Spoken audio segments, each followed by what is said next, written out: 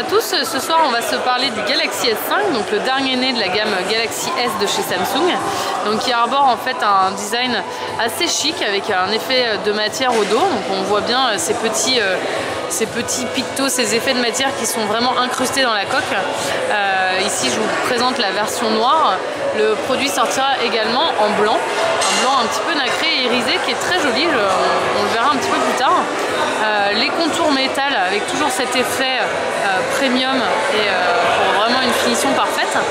Et donc ce grand écran 5,1 pouces en Super AMOLED Full HD. Donc on est vraiment sur une très belle qualité et surtout un confort de navigation pour l'utilisateur qui est vraiment appréciable. En termes de connectivité, on est sur une nouveauté puisqu'on est sur un produit qui est IP67. Donc IP67, ça veut dire quoi? Ça veut dire qu'il est résistant à l'eau et à la poussière. Donc comment on peut le vérifier? C'est si on ouvre comme ça le produit, qu'est-ce qu'on voit? On voit le petit joint vraiment intégré dans la coque qui va permettre de protéger les composants électroniques justement des insertions d'eau.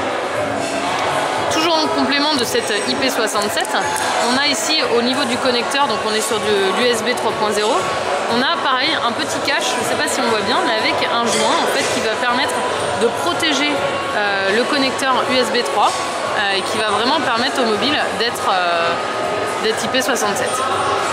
On retrouve bien ici donc la prise jack, comme vous avez l'habitude, et de l'autre côté le petit capteur à infrarouge qui va permettre notamment de contrôler sa télé par exemple.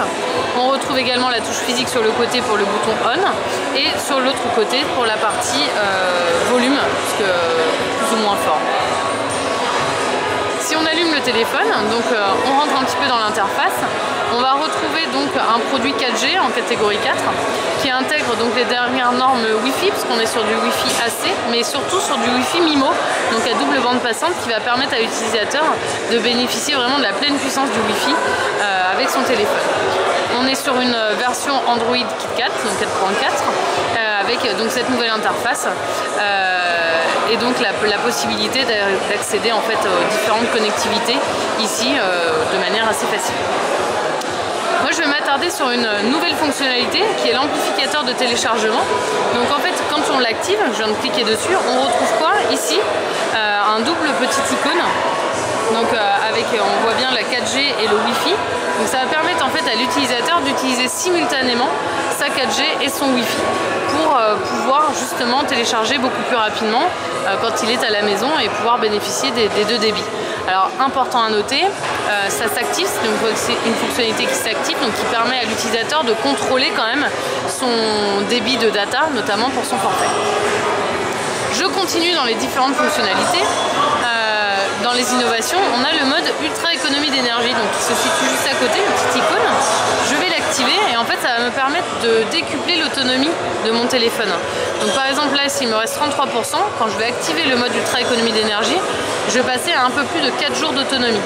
Donc comment ça fonctionne? C'est très simple, l'écran va passer en noir et blanc, toutes les connectivités annexes vont se stopper, y compris la 4G, on va passer sur du 3G, et je ne vais pouvoir accéder qu'à des fonctionnalités essentielles de mon téléphone, à savoir appeler, envoyer un message.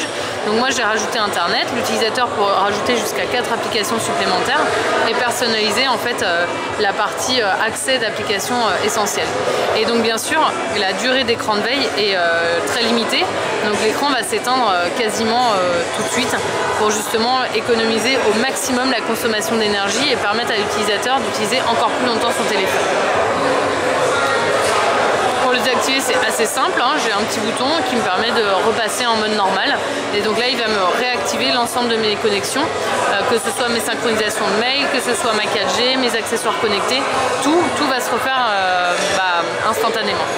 Donc ça c'est quand même très pratique, notamment quand on est un petit peu en galère de batterie, ça nous est tous arrivé d'avoir la situation d'urgence où on devait appeler quelqu'un ou envoyer un message. Là c'est quand même très pratique de pouvoir activer cette fonctionnalité et de découpler le temps d'autonomie. Maintenant on va passer à l'appareil photo. Donc l'appareil photo, on est sur un capteur de 16 millions de pixels, donc avec bien sûr un flash forcément, et on a une interface assez conviviale qui s'apparente un petit peu à ce qu'on avait sur le Galaxy S4, mais un petit peu retravaillé pour toujours plus de convivialité.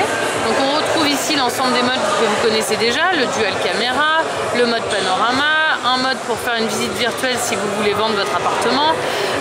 Également la décomposition de l'image, un mode beauté et le mode automatique.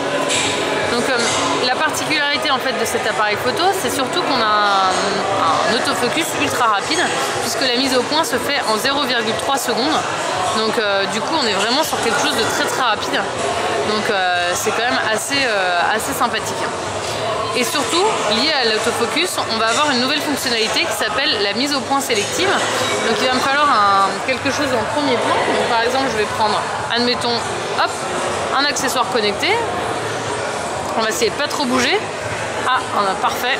Donc je vais m'avancer et je vais essayer de faire la mise au point sur le produit. Lui il va traiter l'image. Ah, on a bougé. L'assistant a bougé. On va faire la mise au point sur ici.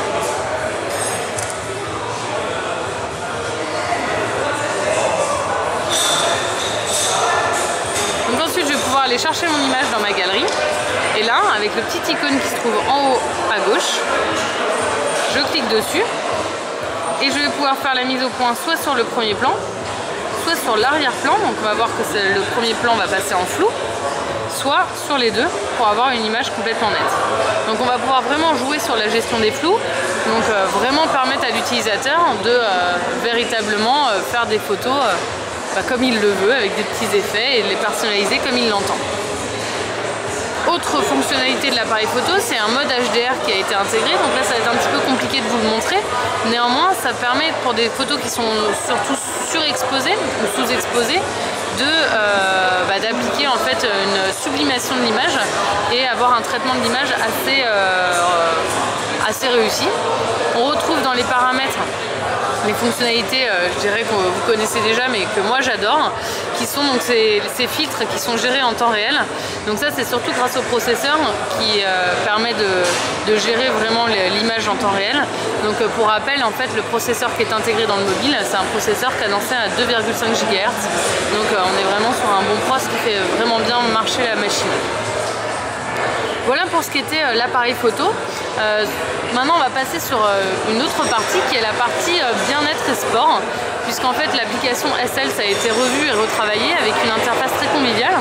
Donc pour les connaisseurs de SLS, la navigation est un petit peu différente puisqu'on était plus trop sur ce type d'interface, avec la possibilité de gagner des médailles si on a atteint ses objectifs, avec un compte rendu de l'activité du jour, le nombre de pas, ce qu'on a perdu en kilocalories, ce qu'on a mangé, etc.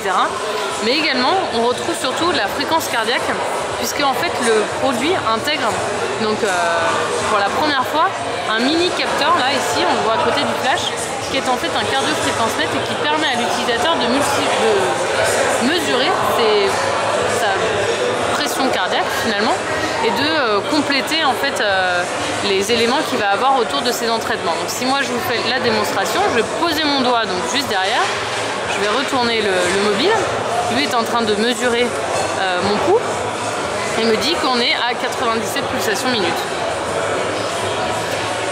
Donc pour compléter en fait l'expérience SLS, parce que mine de rien c'est quand même assez intéressant de voir ce qu'on peut faire dans le milieu du sport et autour de ces entraînements, je porte à mon poignet ici, je ne sais pas si vous voyez, mais le Gear Fit, en fait qui est donc un accessoire connecté, donc avec un form factor un petit peu différent, puisqu'on est vraiment sur du bracelet et plus sur de la montre. Donc si je le retire, on voit quand même que c'est un produit, c'est le premier écran en Super AMOLED incurvé, donc c'est un produit quand même assez fin, assez tendance, très joli, qui se porte très facilement, parce que vous avez vu, même sur un poignet de femme, on est quand même sur quelque chose d'assez joli, et qui intègre surtout un cardio-fréquence-mètre, ici on le retrouve également, et qui va me permettre en fait de mesurer ma fréquence cardiaque pendant l'effort et mes entraînements. Donc là, je vais le remettre. Ah, je l'ai mis à l'envers. Pour vous montrer un petit peu les autres fonctionnalités qui sont liées à ce produit-là. Donc on navigue de manière horizontale, donc là j'ai bien toujours mon heure qui apparaît. L'heure et les fonds d'écran sont toujours gérés via l'application Gear Fit Manager, comme c'était le cas pour la Galaxy Gear, et qui va me permettre notamment de personnaliser donc, mes écrans, mes horloges. Donc là si on va rester sur celle-ci, mais aussi mes fonds d'écran, puisque puisque là je vais pouvoir choisir la couleur de mon fond d'écran. La connexion sera en Bluetooth 4.0, donc avec une portée de 10 mètres en espace ouvert maximum, donc qui permet de vraiment gérer absolument son GearFit à partir du produit. Grâce au GearFit, je vais pouvoir accéder à mes notifications, donc mes messages, mes appels manqués, mais également mes emails et mes notifications Facebook ou Twitter par exemple, ou les notifications qui sont liées à mes applications. En cas d'appel, je ne peux pas décrocher puisque je n'ai pas de micro ni de haut-parleur sur le GearFit. En revanche, je peux rejeter l'appel par un message, donc je peux quand même d'une certaine manière gérer mes appels entrants. On retrouve ensuite la partie contrôle multimédia, c'est-à-dire pour gérer le volume de sa musique, qui est stocké donc dans son Galaxy S5, c'est important de le souligner. On a toujours accès au chronomètre, au minuteur, mais aussi à la fonction localiser mon appareil. Donc quand je clique, j'ai perdu mon téléphone. Le téléphone se met à sonner, vibrer et à s'allumer pour que je puisse le retrouver très facilement. Voilà ce que je peux vous dire sur le GearFit, donc qui est vraiment le bel accessoire connecté du moment, qui va sortir donc en même temps que le Galaxy S5 à un prix de 199 € en prix public conseillé. On retrouve également un deuxième accessoire connecté qui est donc la Gear de Light, qui est donc un autre form factor puisqu'on est sur une montre plutôt. La particularité de cette Gear de Light par rapport à Galaxy Gear, c'est que le bracelet est détachable, puisqu'on est en fait sur un bracelet standard qui va permettre à l'utilisateur de personnaliser en fait son bracelet et de mettre le bracelet qu'il souhaite.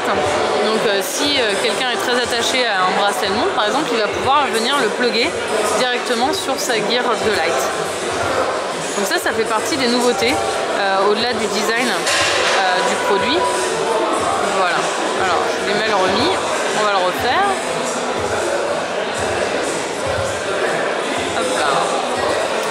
Donc ensuite là on est vraiment sur un écran Super AMOLED également, avec une navigation qui se fait horizontalement avec l'accès à ces différentes applications. On retrouve dans les points différenciants le cardio-fréquence-mètre au dos de la Gear de Light. Donc comme je vous l'ai montré sur le GearFit, on va avoir la même fonctionnalité sur la Gear de Light, mais également ici un petit capteur. Là on le voit, un petit capteur infrarouge qui va me permettre de gérer ma télé directement à partir de ma Gear de Light. Donc je vais pouvoir changer les chaînes et changer le volume pour des téléviseurs bien sûr qui sont compatibles, on s'entend bien. La touche physique a été déplacée, auparavant elle était sur le côté, maintenant elle est vraiment en frontale. Et je vais pouvoir, grâce au petit micro et au haut-parleur qui se trouvent de part et d'autre du produit, pouvoir prendre cette fois mes appels. Au-delà des notifications, je vais pouvoir décrocher, chose que je ne peux pas faire avec un GearFit. Donc voilà, donc là on est sur un produit qui sera commercialisé à partir du 11 avril à un prix de 199 €, un prix public conseillé, et qui sera donc commercialisé en même temps que le Galaxy S5. Donc on est vraiment sur un univers de produits connectés liés à son Galaxy S5 et qui est quand même très appréciable et qui permet vraiment à l'utilisateur de profiter de manière optimum et surtout maximale de l'écosystème Galaxy S.